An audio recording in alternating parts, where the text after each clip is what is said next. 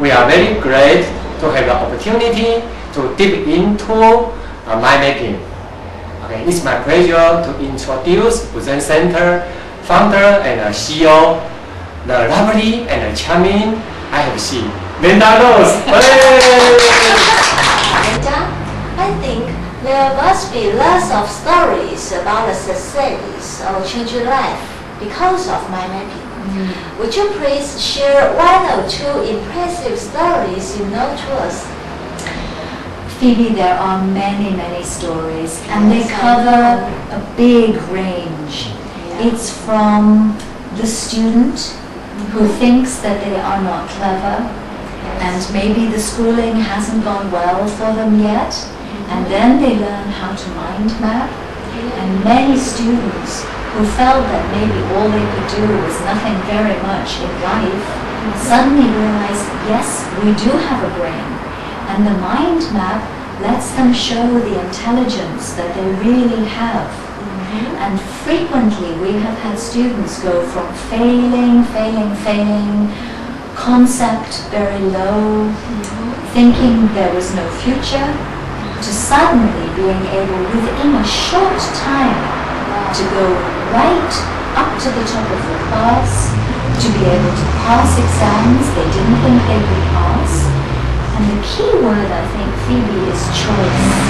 And if that student feels there are limited choices, or maybe no choices, to the student who can pass the exam and be successful in school, they can now choose what they're going to do with their life.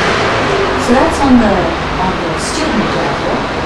In business, we've had so many people who have had either a big problem. There was one gentleman who owned a company and he thought he was going to become bankrupt. And he went to his lawyers and he went to his financial people, and they thought, no one could come with a solution. And in between, one night, just before he was going to have to finish the company, he's having a drink with some friends, and they tell him about mind mapping.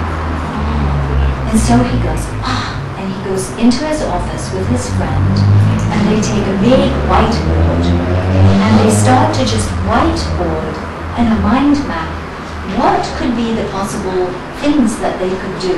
Were there any teeny little solutions? And within about 30 minutes, they had 3 possible solutions, whereas before nobody could see anything. So the 3 he took in the morning, immediately he called his financial person and his solicitor. He took the best one of the 3 and he said, is there any way we could do this? And they said, yes. And so to this day the company has gone from nearly going bankrupt to being very, very successful because of a mind map. Wow. Really amazing stories. And now we know in Taiwan there are so many students that are sufferers from exams. So now we know a new method who can help us out of your suffering. Yes. And also about the company who can do that. Yes. I'd be delighted just to say that it was a few years ago, in 97, I think we decided. 1997. Yes, 1997, when Mickey came all the way from Taiwan on his own. And I think this is it's a scary thing to travel the world and come to a country and not know. And Mickey learned mind mapping, and while he was learning the course, his mind maps took on beautiful character right away like this.